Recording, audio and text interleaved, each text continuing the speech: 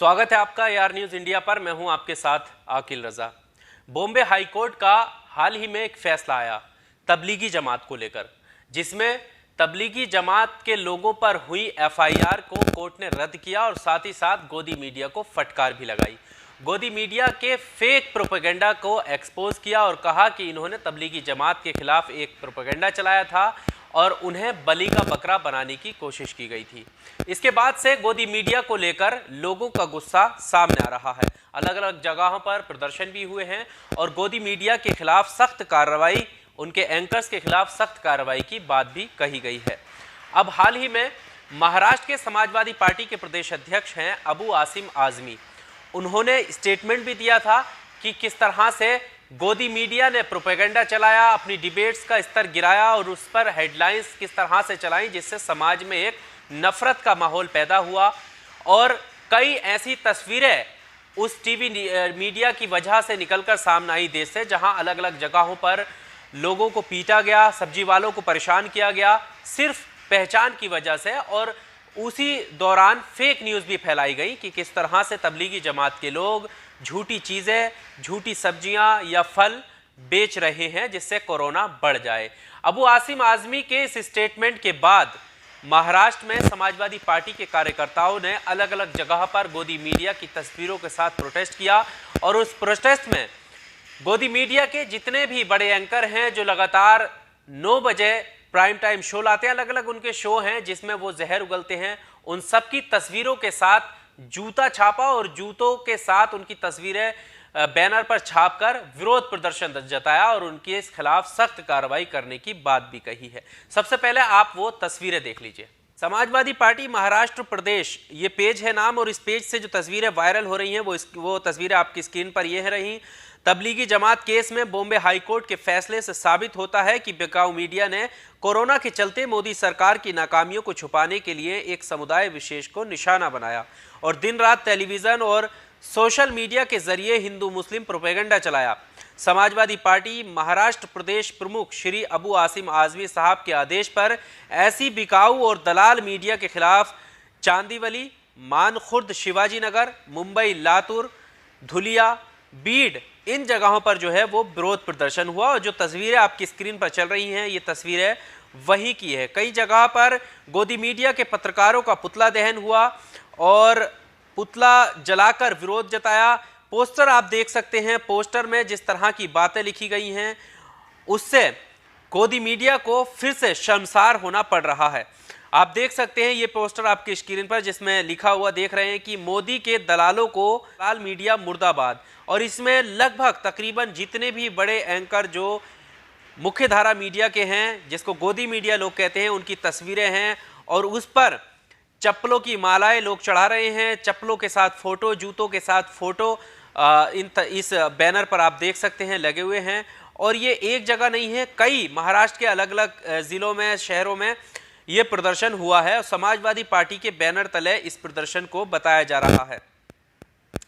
यह आप देख सकते हैं कि किस तरह से अर्नब गोस्वामी जो आर भारत के पत्रकार हैं उनका किस तरीके से पुतला इन्होंने बनाया है और विरोध प्रदर्शन कर रहे हैं।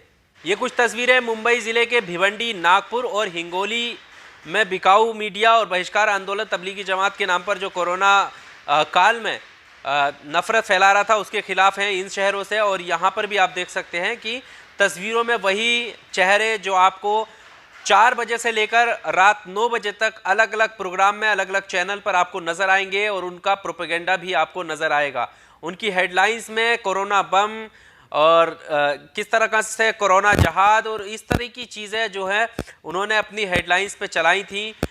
और उसी के विरोध में महाराष्ट्र में ये समाजवादी पार्टी के कार्यकर्ता निकलकर सामने आए हैं। आपको तो ये महाराष्ट्र की तस्वीरें आपके सामने थी, महाराष्ट्र के अलग अलग शहरों की, जहां पर आपने देखा कि किस तरह से पोस्टर और बैनर के जरिए उन पत्रकारों की तस्वीरें जूतों के साथ छापी गई और विरोध प्रदर्शन किया, उनके खिलाफ सख्त कार्रवाई की बात कही गई। आपको बता दें कि जैसे ही बॉम्बे हाईकोर्ट का ये फैसला आया कि तबलीगी जमात के लोगों को बलि का बकरा बनाया गया है और फेक प्रोपेगेंडा टेलीविजन पर चलाया गया है, मीडिया द्वारा चलाया गया है, फटकार लगाई मीडिया को। उसके बाद से ही लोगों ने विरोध जताना शुरू कर दिया था। और ये पहला मामला नहीं है, इससे पहले भी लगातार गोदी मीडिया विरोध का सामना कर चुकी है। हर एक मामले में फेक, जैसे पहले होता था कि मीडिया का काम होता था कि वो फेक न्यूज़ को फैक्ट चेक करके सही सच्चाई जो देश के सामने लाती थी, लेकिन अब लोग सच्चाई देश के सामने लाते हैं और गोदी मीडिया का झूठ जो है वो पकड़ा जाता है।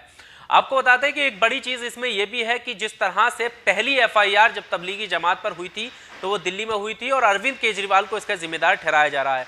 लोगों का मानना है कि अरविंद केजरीवाल सार्वजनिक तौर पर देश से माफी मांगे कि क्यों उन्होंने एफआईआर कराने की परमिशन दी और इस तरह से बदनाम कराने में उनका भी हाथ था, क्योंकि जब दिल्ली के आंकड़े कोरोना को लेकर सामने आते थे तो तबलीगी जमात का आंकड़ा अलग से बताया जाता था प्रेस कॉन्फ्रेंस में, और वो लोग याद कर रहे हैं कि क्यों कैटेगराइज करके ये लोगों के सामने लाने की कोशिश की जा रही थी जिससे लोगों में नफरत बढ़े।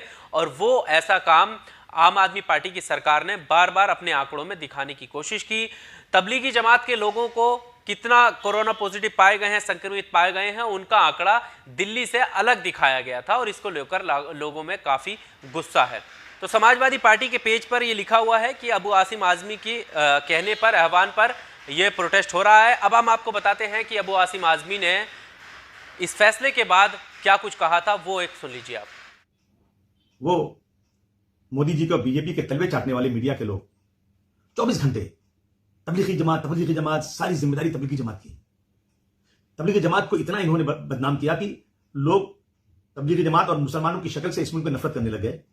कई जगहों पर फसादात हुए, कई लोगों का कत्ल कर दिया गया, दुकानें लूट ली गई, महलों में सब्जी बेचने वालों को भगाया गया कि ये मुसलमान लोग हैं, इनकी वजह से कोरोना फैल रहा है।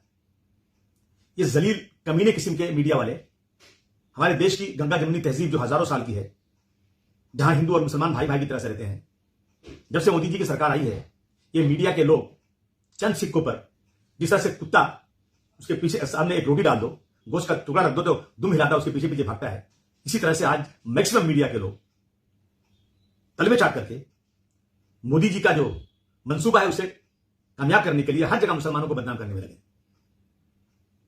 कोर्ट का फैसला आ गया कि तबलीगी जमात को जबरदस्ती बदनाम किया जा रहा है। तबलीगी जमात ने कहीं कोई ऐसा काम नहीं किया जिससे कोरोना इस मुल्क में फैले।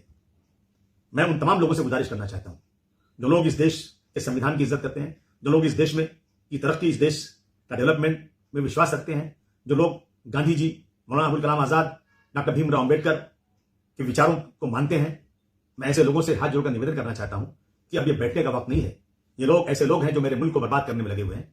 ऐसे मीडिया वाले और ऐसे पॉलिटिशियन जिनकी ज़हनियत कमीने और कुत्तों जैसी है, इनके खिलाफ आप खड़े हो जाइए। तो ये सिर्फ अबू आसिम आजमी का कहना नहीं है, बल्कि इसके अलावा कई वकील जो सुप्रीम कोर्ट से ताल्लुक रखते हैं, जो अलग अलग एक्टिविस्ट हैं, बुद्धिजीवी वर्ग हैं, नेता हैं, वो सब लोग ये आवाज उठा रहे हैं कि जिन जिन लोगों ने भी, चाहे वो मीडिया के पर्सन हो या फिर दूसरे राजनेता हो या अलग लोग हो, जो भी लोग हैं जिन्होंने भी तबलीगी जमात के लोगों को बदनाम करने की कोशिश की थी, उनको अब सार्वजनिक तौर पर देश के सामने आकर माफ़ी मांगनी चाहिए और ये गुहार लगानी चाहिए माफ़ी मांगकर कि वो गलत थे। ऐसा लोग मांग कर रहे हैं और बहुत सी जगह ये लोग मांग कर रहे हैं कि इन पर कार्रवाई भी होनी चाहिए। बहरहाल गोदी मीडिया एक्सपोज हो चुका है और फिर उसे शर्मसार होना पड़ा है। आपको क्या लगता है, क्या वाकई इन लोगों पर कार्रवाई होनी चाहिए? क्योंकि अभी तक किसी ने भी ऐसा आकर सामने माफ़ी नहीं मांगी है। कमेंट बॉक्स में आप अपनी राय ज़रूर दीजिएगा। वीडियो अच्छा लगा हो तो लाइक कीजिए, शेयर कीजिए और चैनल को सब्सक्राइब करना नहीं भूलिए। शुक्रिया।